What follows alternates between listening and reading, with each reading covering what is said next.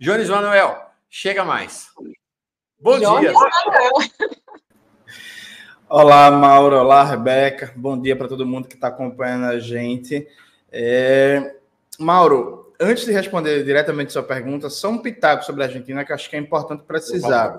Veja, o neoliberalismo na Argentina foi muito mais violento do que no Brasil, viu, gente?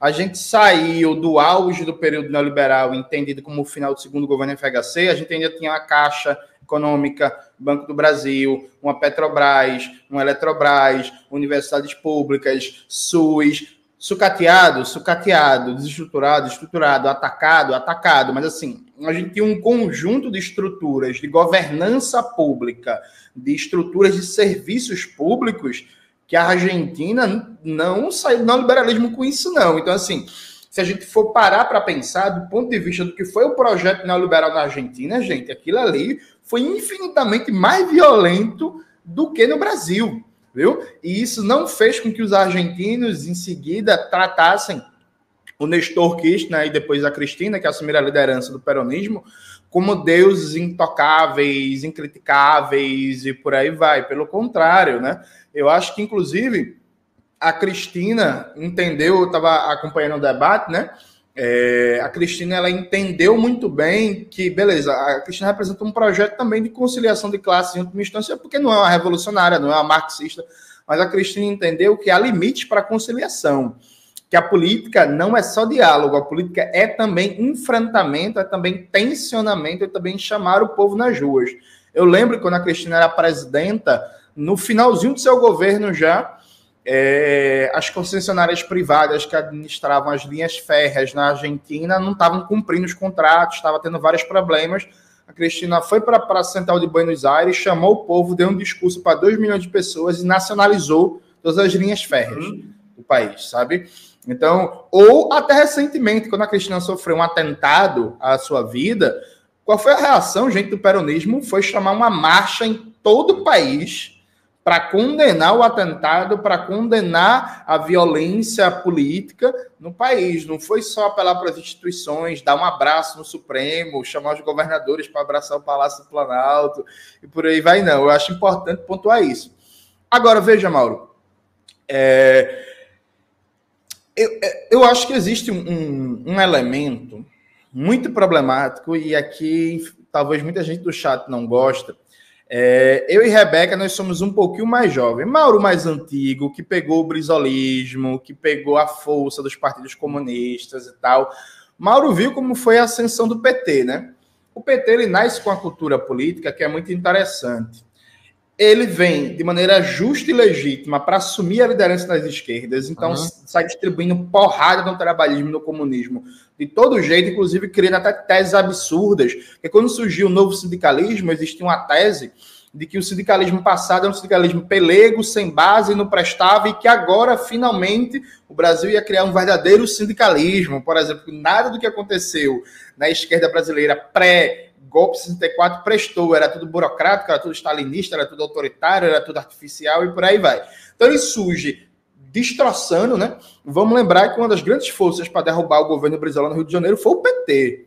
O PT chamava o CIEP de depósito de crianças. O PT fechou uma aliança objetiva com a Rede Globo para atacar os CIEPs, né? Para atacar a criação do sambódromo no Rio de Janeiro e por aí vai. Quando ele assume a liderança das esquerdas, porém, essa postura sectária, que é compreensível quando você está disputando a liderança, ela se mantém. Ela se mantém. E aí o PT mantém um papel de liderança das esquerdas dentro de uma cultura de que toda e qualquer crítica o projeto petista, inclusive críticas internas, que eu nem preciso falar aqui de vários nomes petistas que foram escanteados porque não se adaptaram a diversas tendências e dinâmicas de funcionamento, passaram a ser tratadas como uma espécie de enfraquecimento, como uma espécie de sabotagem, como uma espécie de quase que crime. De tal sorte que é uma coisa muito engraçada, que é, por exemplo, quando até uma figura como José Genuíno, que deu uma virada muito importante à esquerda e é muito crítico de várias posturas do governo Lula, toda vez que tem uma live do Genuíno, eu estou assistindo. Até o Genuíno, que é um petista histórico, desse que ninguém duvida, né?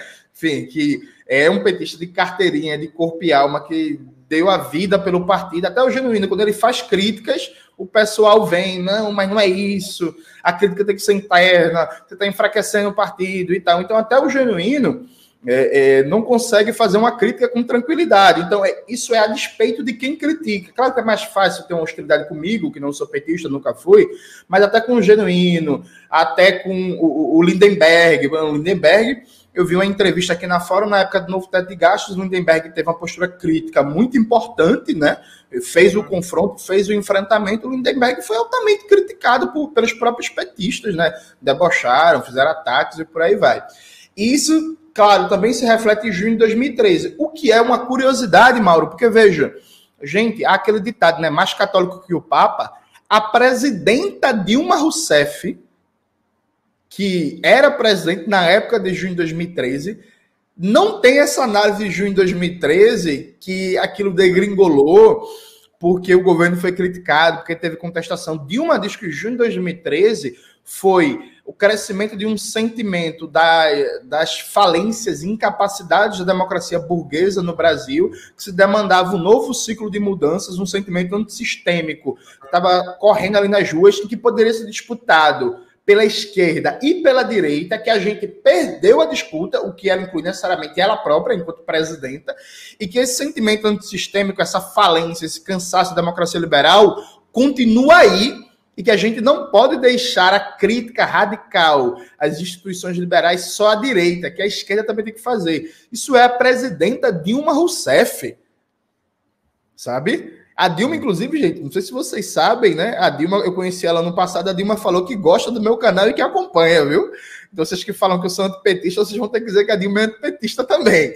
Então, veja, pô, gente, é um negócio tão irracional que desconsidera-se, inclusive, a própria opinião da presidenta, na época. Alguém que, inclusive, não só é uma grande intelectual, porque a Dilma, eu discordei muito do governo da Dilma, achei o governo da Dilma, principalmente Dilma II, trágico, mas é inegável a capacidade intelectual da Dilma, né? Então, além de ser uma grande intelectual, alguém que estava por dentro, vivendo por dentro. E a Dilma, com 10 anos de distância, a análise da Dilma não é essa análise de junho de 2013, foi uma mera conspiração do imperialismo, uma mera guerra híbrida. Não, a análise de Dilma é que há um esgotamento da democracia liberal burguesa. Aí eu pergunto, não existe, não? Não existe cada vez mais uma desesperança, uma descrença, a incapacidade de entregar mudanças substantivas na saúde, na educação, na cultura, no lazer, na geração de emprego, no combate à fome, na infraestrutura, nesse modelo de governança da democracia liberal burguesa do capitalismo independente? É evidente que há, percebe? Então não dá para desconsiderar isso sem falar, para concluir, um fato importante. Os protestos começaram contra o governo Geraldo Alckmin. O ministro, agora ministro, mas na época prefeito Fernando Haddad, teve a genial ideia de não baixar a passagem, de ir para a televisão dizer que a passagem em São Paulo não era cara e só baixou a passagem numa declaração conjunta com Geraldo Alckmin, se colocando solidário ao governador. Foi aí, e só aí, que a mídia burguesa conseguiu direcionar os protestos contra a prefeitura do Fernando Haddad e aí depois contra o PT como um todo. Então, isso está na conta, é obra e graça também do Fernando Haddad, que na entrevista que deu por Reinaldo Azevedo e por Valfrido Vargas, ele fala, veja, não é interpretação minha, está dito, ipsis literis, vale até uma matéria depois, viu, Mauro? Ele está dito que ele fala que ele viu que aqueles protestos iam ser protestos antissistêmicos e se colocou como defensor do sistema, por isso que ele foi procurar o Geraldo Alckmin para dar apoio ao governador Geraldo Alckmin sem cobrar nada em troca. Está dito literalmente pelo Haddad. É isso aí. E aí criaram posteriormente, mas olha, é uma criação bem posterior, tá? Esses segmentos da esquerda criaram esta ideia de que o que teria derrubado Dilma, teria contribuído para a derrubada dela, seriam as críticas ao seu governo. Isso é isso é uma mera estratégia narrativa de direções partidárias para bloquear debate. É a burocracia tentando bloquear o debate, as usual, como sempre. Né? E a Argentina está aí para mostrar que a crítica aberta, o debate aberto só faz bem, a esquerda não faz mal nenhum à esquerda. Vamos falar do genocídio, né, de Israel cometido contra o povo palestino. Jones, você tem tematizado bastante sobre esse assunto, temos conversado. Acho que valeu a pena a gente ter dado a cara a tapa, ter entrevistado um líder do governo da Palestina, antes de ser do Hamas, ele é um líder do governo da Palestina. Isso é uma coisa interessante nessa história, né? O pessoal diz Israel contra o Hamas. Não, é Israel contra Gaza. Por que senão deveria dizer Likud, que é o partido do Netanyahu, contra Gaza? Né? O pessoal não fala assim, olha, governo brasileiro, o pessoal não diz PT versus... Não, é governo brasileiro, é o governo de Gaza. Mas, enfim, depois dos sionistas da extrema-direita terem vindo para cima da gente, agora a Record, esse fim de semana, entrevistou o mesmo ministro das Relações Exteriores de Gaza, o Bassem Naim, que é uma liderança do Hamas, e o Breno agora, quinta-feira, entrevistará outro. Então, abriu uma porteira e acabou essa história dos sionistas e da extrema-direita dizer que só pode ouvir Israel, né? Perfeito, Mauro. Veja, Mauro, eu acho que tem um elemento que o professor Reginaldo Nasser, que já deu entrevista para vocês, que é um grande especialista na questão, sempre coloca. O Hamas é usado primeiro como uma distração. Porque o Hamas só surgiu em 87, gente. Sabe? Ele só ganha a eleição na faixa de Gaza em 2006. A opressão contra o povo palestino, o Nakba tem 75 anos. Se a gente for rastrear até o surgimento das milícias paramilitares sionistas e a declaração de Balfour, a gente tem um colonialismo contra os palestinos há mais de 100 anos. Então, assim, numa escala temporal, há mais de 100 anos de opressão, de violência, de expropriação de territórios, de tentativa de limpeza étnica, todo tipo de violência possível e imaginável contra os palestinos, numa escala temporal, o Hamas é o ator político mais recente de tudo isso. Então, não dá para resumir a questão ao Hamas. Isso por um lado. Por um segundo lado, eu e Mauro, a gente está num grupo que é um grupo muito engraçado, né? Um grupo de lideranças aí do WhatsApp, a gente está sempre debatendo por lá. E aí teve gente que disse assim, mas não dá para defender o Hamas. Porque, veja, gente, o Hamas é a bola da vez. Antes era o LP, quando pegava em armas.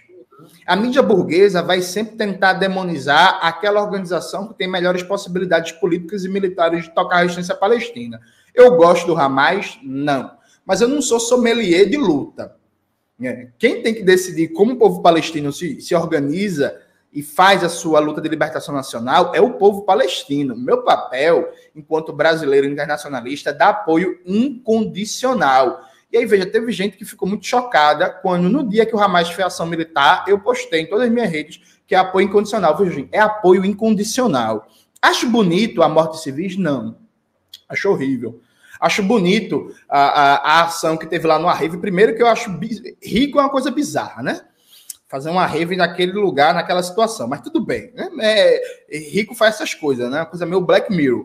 Acho bonito? Não acho bonito, não. Mas, enquanto comunista, internacionalista, para mim, o debate vai ser sempre focado na origem da violência. A origem da violência é o colonialismo, é o projeto sionista do Estado de Israel.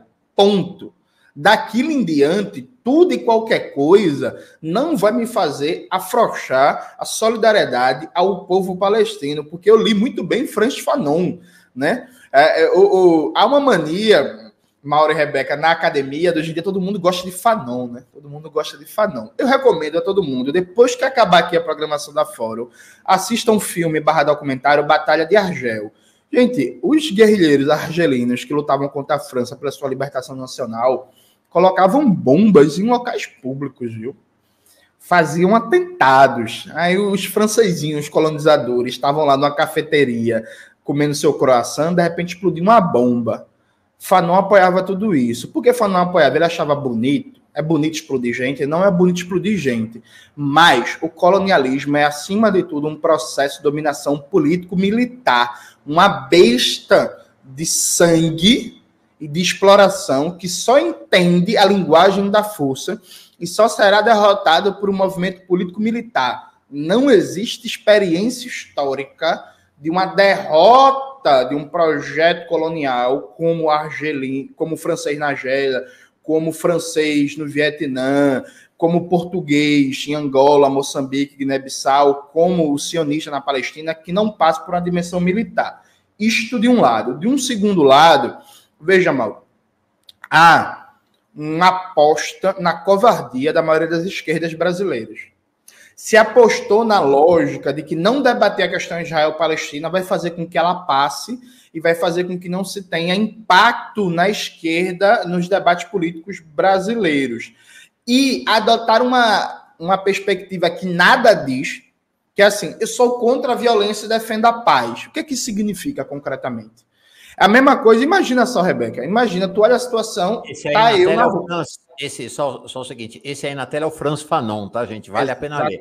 Frantz Fanon, leiam. Tem livros leiam, inclusive, Os Condenados da Terra. É isso aí. Quem quiser debater colonialismo e luta anticolonial, tem que ler Os Condenados da Terra, do Frantz Fanon. Mas imagina a situação, Rebeca. Eu tô na rua, aí de repente vem 6 homens me bater. Aí eu tô lá apanhando, todo no chão, sendo chutado. Aí Rebeca chega e fala assim, eu defendo a paz, parem a violência. Veja, é uma linguagem muito fácil, que é abstrata e não diz quem está promovendo a violência, não diz as origens da violência e não diz concretamente como resolver os conflitos. Dado que, e esse ponto é fundamental, Mauro, veja, não foi o Hamas que começou a violência. Por mais que a gente tenha limites éticos à ação do Hamas, e eu tenho, é importante dizer que o governo do senhor Benjamin Netanyahu é um governo de extrema-direita que tem, inclusive, figuras que comemoraram o assassinato do primeiro-ministro de Israel, que assinou os acordos de Oslo, né, que eu sempre esqueço o primeiro nome dele, o segundo nome é Rabin. Itzhak Rabin. Isso, muito obrigado, né? Então, tinha organizações de extrema-direita israelenses que eram contra qualquer acordo de paz, mataram o primeiro-ministro, uma daquelas mortes que é muito estranha, né? É o lobo solitário, de repente, um serviço secreto ultramoderno e tal, é um lobo solitário que consegue sozinho matar o primeiro-ministro. Esse povo está tudo no governo de Netanyahu e estava com planos concretos de acabar com a questão palestina, anexando todos os territórios. Netanyahu, ele foi para a ONU em setembro, mostrou um mapa em que a Palestina não aparecia mais, né? E aí vários discursos nazistas, porque é isso, viu, gente? Vários discursos nazistas de palestinos como animais, palestinos como bestas, palestinos, sabe? E aí a ação do Hamas, ela recolocou a questão palestina na ordem do dia e fez com que o mundo lembrasse isso, porque existia um silêncio sepulcral. Dentro desse contexto, se quer impor uma narrativa única, que é condenar o Hamas como um terrorista, como não humano, como uma ação ultraviolenta, como se fosse o começo da violência, como se fosse a maior expressão da violência, e não é. E eu digo abertamente, pode cortar um trecho, me cancelar, mas a violência, ela é sim possível de um debate de quantidade e qualidade. A violência do Hamas, sim, foi bárbara, foi, mas não se compara à violência de Israel, que é muito maior, muito mais prolongada, muito mais violenta e muito mais bárbara, percebe? É incomparável, é incomparável. E nesse sentido, você fez muito bem, Mauro, em entrevistar o alto dirigente do Hamas, porque aqui no Brasil todo mundo toma como fonte fidedigna as declarações oficiais das Forças Armadas de Israel, atuando na prática como relações públicas de um genocídio. Eu, quando era jovenzinho na escola, eu me perguntava muito como foi que aconteceu coisas como nazismo, como foi que todo mundo olhou calado, que ninguém fez nada, não sei o quê. É assim, gente.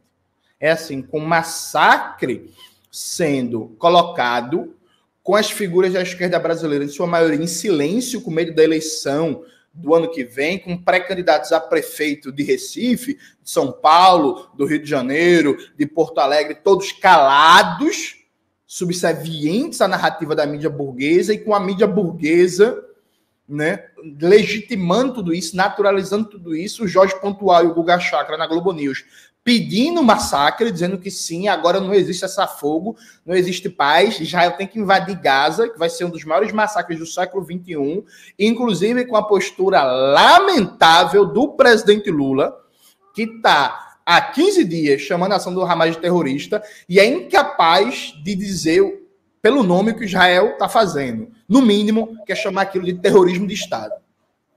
Jones, a pergunta para você era justamente nesse sentido, né?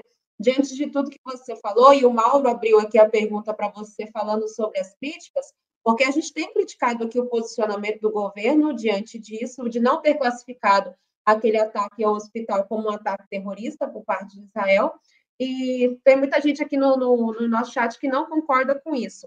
Mas a gente sabe que, apesar de terem brasileiros, né, na região de Gaza, brasileiros mantidos ainda dentro daquele país, o Lula preside o Conselho de Segurança da ONU. Ele deveria ter uma postura mais enérgica, mais radical nesse sentido?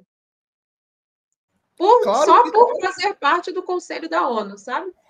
Não, e Rebeca, tem um dado que eu até debati isso na semana passada, as pessoas, infelizmente as redes sociais não facilitam um debate complexo. As pessoas acham que endurecer a postura contra Israel significa declarar guerra. É óbvio que não, né, gente? Pelo amor de Deus. Mas concreto e objetivamente, para além do genocídio contra os palestinos que está sendo acometido, gente, a gente tem brasileiros em Gaza que podem morrer a qualquer momento. Tipo, concretamente, hoje, Israel faz os brasileiros reféns. Os brasileiros estão sequestrados por Israel. Eles não podem sair de Gaza porque Israel não deixa, gente. A gente está tratando... Veja, se você não quer ter solidariedade com os palestinos, o que já é brutal, ao mínimo tenha uma certa solidariedade com nossos compatriotas. A gente tem brasileiros em Gaza que não conseguem sair, que tem muita gente elogiando a ação do governo brasileiro, e de fato foi uma ótima ação, mas é importante lembrar que a ação do governo brasileiro resgatou brasileiros em Israel. Atenção, gente. Os brasileiros em Gaza não foram resgatados ainda. Eles podem morrer. Então, o mínimo que o Brasil deveria fazer, algumas medidas básicas. Vamos lá, gente. Primeiro, já que os países da América do Sul estão pedindo ajuda do Brasil para resgatar seus compatriotas em Gaza, coordenar com os países da América do Sul, usando a liderança regional que o Brasil tem, uma declaração conjunta é que o Israel aprova um cessar-fogo imediato e permite o resgate dos brasileiros e sul-americanos que estão em Gaza, ou os países vão romper em bloco com Israel. Em seguida, endurecer o tom, falar de terrorismo de Estado. Terceiro ponto, caso aconteça alguma morte de algum brasileiro, de algum sul-americano, denunciar Israel por crimes contra a humanidade, usar o famoso TPI, não se falou tanto do Tribunal Penal Internacional das últimas semanas, usar o famoso TPI e defender sanções econômicas contra Israel e colocar a suspensão de todo e qualquer nível de cooperação econômica e revisão de todos os contratos do governo brasileiro com empresas israelenses e com entidades israelenses. Assim, isso é o básico, porque, veja, gente, por menos que isso, o governo Petro mandou o embaixador de Israel embora, sabe? E a Colômbia não está com dezenas de colombianos em Gaza prontos para serem assassinados por Israel, não. Então, assim, não é possível que o nível de conciliação de classes, o nível de apassivamento seja tão grande, mas tão grande, mas tão grande, que a gente olhe brasileiros em Gaza que podem morrer. Assim, enquanto a gente está conversando aqui, os brasileiros podem morrer agora com o bombardeio de Israel, e a gente não se compadeça, no mínimo, dos nossos compatriotas que estão lá sequestrados por Israel. Friso isso, veja, gente. Os brasileiros em Gaza estão sequestrados por Israel. É Israel que não deixa o governo brasileiro resgatar seus nacionais. E aí, frente a um sequestro internacional, porque é isso, tu jura para mim que não tem possibilidade nenhuma de endurecer a linguagem diplomática? Sabe? Não, Jones, é o seguinte, Israel, que é um Estado mais terrorista, mais genocida e mais racista do que o Estado da África do Sul, na época do racismo, não entende linguagem diplomática. Não existe linguagem diplomática com Israel. Ele só entende a linguagem da força. E aí é curioso que o presidente Lula, que criticava tanto a ONU, que dizia que a ONU não funciona, a ONU é ineficaz e tal, aí vai para a presidência do Conselho de Segurança, passa a ser o homem ONU. É o seguinte, vocês acham que pedindo favor para Israel, o governo brasileiro vai conseguir tirar os brasileiros que lá estão? Alguém tem esta ilusão? Nós mostramos mais cedo o vídeo de um desses brasileiros. Estava aqui praticamente aos prantos, dizendo, olha, será que talvez eu consiga sair? E a minha mãe, que está aqui e não é palestina brasileira, por que ela não pode ir comigo? E a minha irmã, por que o governo brasileiro não pode colocar na lista? E aí é isso. Ó, eu tenho falado aqui já desde que voltei de férias. Não acreditem nessa história da mídia conservadora e do governo brasileiro de que amanhã sai. Amanhã os brasileiros, quantas vezes a gente já não ouviu que amanhã sai? Não vão sair na dinâmica atual que está sendo dada se não tiver pressão pesada contra o governo de Israel. Não tem diálogo com Israel. Será que não deu para entender isso ainda? Não tem diálogo, não tem conversa com Israel. Vai lá perguntar para o Arafat o que deu a conversa com Israel. O que deu assinar os acordos de Oslo em 92 e fazer uma conversa pacífica com Israel? Não tem espaço. Não tem espaço. Né? Não, e assim, Mauro, cá entre nós, certa vez eu falei um negócio que todo mundo sabe, todo mundo pensa, mas ninguém tem coragem de dizer. Que esse negócio de uma proeminência do Brasil no cenário internacional é muito mais bravata por alguns aspectos. Porque o Brasil não tem complexidade produtiva crescente, o Brasil não tem forças armadas controladas por civis modernas, bem equipadas, o Brasil não tem capacidade militar de dissuasão. O Brasil, gente, só para vocês terem uma ideia, viu? O Brasil não tem um sistema de geolocalização próprio para suas forças armadas.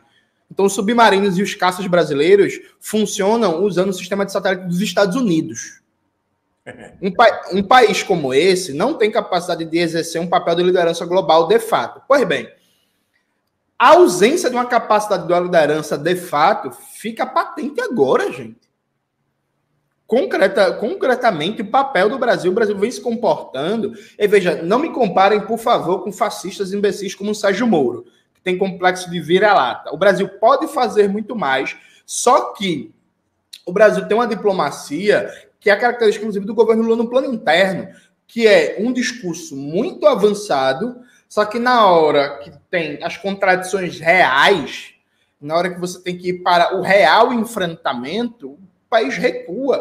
E recua porque não tem uma cobertura interna, porque não tem uma TV pública de alcance, de massas, de verdade.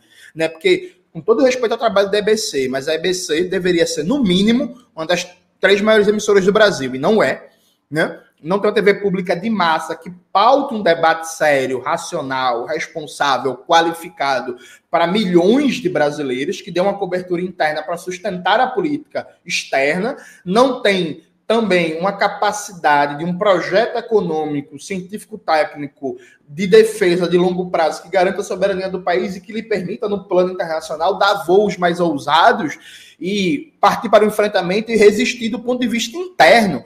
Então, veja, o Brasil é uma espécie de gigante com pés de barro, né? Um gigante abobado. Tem muito potencial, tem uma liderança regional que é natural, dado o tamanho do seu território, dado o tamanho da sua população, dado o tamanho da sua economia, mas não consegue transformar isso realmente num projeto coerente, desde o ponto de vista da política interna e da política externa, que faça com que a gente tenha uma projeção global cada vez maior e não consegue aproveitar as oportunidades históricas, porque, gente, pelo amor de Deus, esse era o momento do Brasil. Esse era o momento do Brasil. Inclusive, até do ponto de vista de um pragmatismo econômico, Mauro e Rebeca, esse é o momento do Brasil ter um papel ousado e aparecer para o mundo árabe e aparecer para a população islâmica do mundo, que é a religião que mais cresce no mundo, que tem mais de 1 bilhão de adeptos, como o grande defensor da paz e da causa palestina. Se você quer pensar desde uma perspectiva pura e simplesmente pragmática, a possibilidade que isso ia abrir de relações de cooperação, de amizade, de negócios, sabe, gigantesco. Então, a falta... Mas agora que os árabes entraram para o BRICS. Exatamente. Então, assim, falta até uma visão pragmática, sabe, aquela coisa meio que o Getúlio Vargas fez, não, os chavecos nazistas, chavecos dos Estados Unidos, e quem me der refinaria, eu vou pro lado deles, como o Getúlio Vargas. Até de uma perspectiva pragmática, econômica, falta dizer, assim, o que é que o Brasil está tirando enquanto ator internacional, enquanto elemento interno desse cenário? Nada. Que a gente está se desgastando com o mundo árabe, porque, veja, gente, as organizações palestinas no Brasil, por exemplo, estão todas putas com o governo Lula, viu? Tá todo mundo meio indignado, as pessoas não falam, porque o governo ainda tem um nível de interlocução. Já falaram um aqui, presidente, dois presidentes da Federação Palestina já vieram falar aqui da decepção com o governo brasileiro. Perfeito. Então, veja, a comunidade palestina não está feliz, o mundo árabe não está feliz, a Rússia e a China também não gostaram muito da posição do Brasil, e Israel e os Estados Unidos também não gostaram da posição do Brasil. Então, assim, O Brasil ficou pendurado na brocha, como diz um ditado mais antigo, porque ele nem conseguiu firmar um bloco de liderança com os países árabes e com a comunidade palestina no mundo, nem conseguiu se alinhar com os países do BRICS e nem conseguiu agradar os Estados Unidos e Israel. Aí isso foi uma vitória diplomática. É com todo respeito ao meu amigo Gilberto Maringoni, eu preciso até ver uma entrevista dele mais completa para ver o raciocínio, mas eu vi o Maringoni falando assim, a resolução do Brasil foi boa porque mostrou que os Estados Unidos estão isolados. Veja, gente, eu preciso ver uma argumentação melhor do querido Maringoni, porque, note, os Estados Unidos é isolado na defesa de Israel há muito tempo. As votações da Assembleia Geral da ONU de condenar as ações ilegais de Israel, a aprovação de resolução da ONU condenando as ações ilegais de Israel, a defesa dos Estados Unidos de maneira isolada e unilateral de Israel é algo histórico. Não é a resolução brasileira que mostrou isso pela primeira vez, percebe? Então eu tenho até dificuldade de ver qualquer sentido positivo na resolução rebaixada que o Brasil apresentou, que não acabou agradando ninguém. Uhum. É isso aí. Rebeca, antes de encerrar, vamos encerrar. Deixa eu mostrar uma figura aqui. Mostre. Antes disso, tem um superchat, né? De alguém entrando aqui no comentário. Tem Carlos Augusto de Bones. Pode colocar. Vai. Ele diz: só vejo ações, romper diplomacia, expulsar diplomata israelense, fim da guerra já é boicote internacional. O governo israelense extermina palestino, opina o Carlos Augusto de Bones Cruz. Só para encerrar, eu queria colocar na tela uma figura. E aí entrego para o Jones encerrar, pode até nem ser sobre esse assunto. Nelson Mandela, um herói que ultrapassou as fronteiras da esquerda, da direita, herói mundial, o líder da Prêmio Nobel da Paz, não é? Tem foto do Lula com ele, o Lula adorava e tudo. Agora, é preciso que as pessoas saibam quem era o Mandela verdadeiro e não o Mandela empacotado para as pessoas beberem uma versão adocicada dele. Nelson Mandela era até 2008, ele já não era nem mais presidente da África do Sul. Até 2008 ele era proibido de entrar nos Estados Unidos porque estava na lista dos terroristas. Ele só conseguiu entrar nos Estados Unidos durante a sua presidência por concessões que foram feitas quando ele era presidente da África do Sul e foi aos Estados Unidos uma ou duas vezes. Ele era proibido. Só em 2008 ele saiu da lista dos terroristas. Está falhando aqui. Oi? Está falhando um pouquinho o seu áudio. Tá para você também, Jones? Não, para mim tá tranquilo. E aí é o seguinte, é importante dizer, as pessoas não sabem, mas da mesma maneira que o Hamas tem um braço armado, o Congresso Nacional Africano, que era o partido do Mandela, que existe, está na presidência da África do Sul até agora, tinha o seu braço armado, Lança da Nação.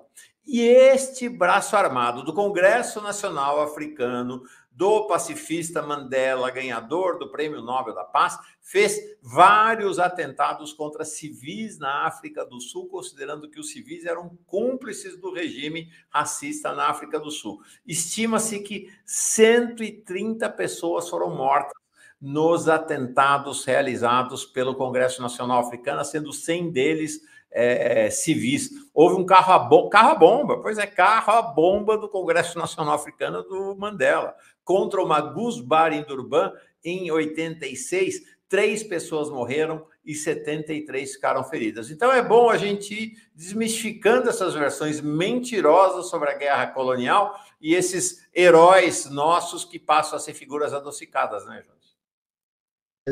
Exatamente, Mauro. Inclusive, o professor Hakim Adi, que é um dos maiores especialistas do mundo em panafricanismo, recentemente teve livros publicados dele aqui no Brasil, traduzidos, depois vocês podem ir atrás, e ele debate muito, por exemplo, nesse livro dele, História do Panafricanismo, o papel do Congresso Nacional Africano, de Mandela e tal, e o discurso de Mandela enquanto unanimidade é a questão dos anos 90, porque durante o governo da senhora Margaret Thatcher e do Ronald Reagan, por exemplo, eles faziam declarações abertamente chamando Mandela de terrorista, de assassino, de violento, e a Margaret Thatcher e o Reagan também foram pegos dando declarações racistas sobre o nosso querido Mandela. Só que, para terminar, Mauro e Rebeca, só queria fazer uma consideração.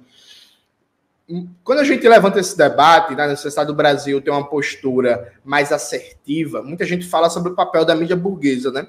Acho que tem uma coisa que é importante a gente lembrar. Só no primeiro semestre desse ano, a Rede Globo, o SBT e a Record, juntas, receberam de verbas publicitárias do governo federal mais de 80 milhões de reais. Ao fechar do ano, a Rede Globo vai ter recebido mais de 100 milhões de reais de verbas publicitárias. Isso só debatendo as verbas publicitárias no controle direto do governo federal, da SECOM. Sem falar de verbas publicitárias da Caixa Econômica, do Banco do Brasil, da Petrobras e por aí vai. A Petrobras, no seu aniversário, pagou 4 milhões para ter uma propaganda de 1 minuto e meio no Jornal Nacional. Para vocês terem uma ideia. Então, veja, gente. Há aqui um certo pensamento incoerente no Brasil, que é impressionante como a gente naturaliza que espaços de comunicação como a Fórum tenham que fazer um jornalismo de guerrilha, sobrevivendo a ataques, a tentativa de cancelamento, e a campanha para o YouTube desmonetizar, e tem que brigar, e tem que lutar para conseguir um espaço contra-hegemônico, para conseguir um espaço de debate mais qualificado, mais arejado, e por aí vai.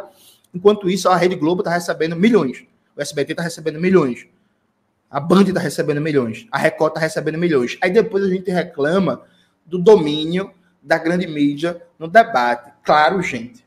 No Brasil, termino com essa afirmação. E aí, Mauro e Rebeca, me diga se eu estou errado. No Brasil, uma emissora como a Rede Globo, ela não sobrevive de anúncios, ela não sobrevive do mercado. A Rede Globo tem como principal fonte de receita suas aplicações financeiras. A Rede Globo é uma empresa rentista e verbas de entes públicos, seja no plano estadual, plano federal ou de empresas estatais. Se você quer enfraquecer a mídia burguesa, se você quer construir uma outra comunicação no Brasil, isso passa necessariamente por redirecionar as verbas publicitárias, tanto do governo federal quanto das estatais, para garantir uma empresa pública de comunicação com verdadeiro alcance nacional e um ecossistema de mídia alternativo que consiga disputar, de fato, a opinião pública. E aí, veja, gente, você botar uma arma na cabeça e sair atirando, você está dando verba por monopólios privados de comunicação para a mídia burguesa e depois você está reclamando da atuação deles. Então está na hora, gente, pelo amor de Deus, de a gente parar de naturalizar esse absurdo que é o governo está dando milhões para a mídia burguesa para ser massacrado por essa mesma mídia burguesa e depois a gente está reclamando porque a Fórum está entrevistando um cara que é crítico ao governo Lula. Mas, gente, o governo Lula está financiando a mídia burguesa que luta dia e noite para destruir o governo Lula, gente. Vocês querem reclamar de alguma coisa? Reclamem disso, por favor, porque eu, embora seja jovem, eu sou uma pessoa da velha guarda. Eu continuo, como diria o velho Leonel Brizola. A primeira tarefa de um governo comprometido com o povo trabalhador e com a soberania nacional é rever a concessão da Rede Globo e todas as emissoras de televisão que estão atuando no Brasil. Acho que é isso. Muito obrigado. Jones Manuel, obrigado. Ó, já pediram aqui, acho que a gente vai ter ser obrigado a aceitar. Pediram, várias pessoas pedindo, Jones Manuel toda semana no Fórum Café. Vamos ver se a agenda dele permite, se der, vai ser ótimo. Abração, Jones. Perfeito. Tchau, tchau, Jones.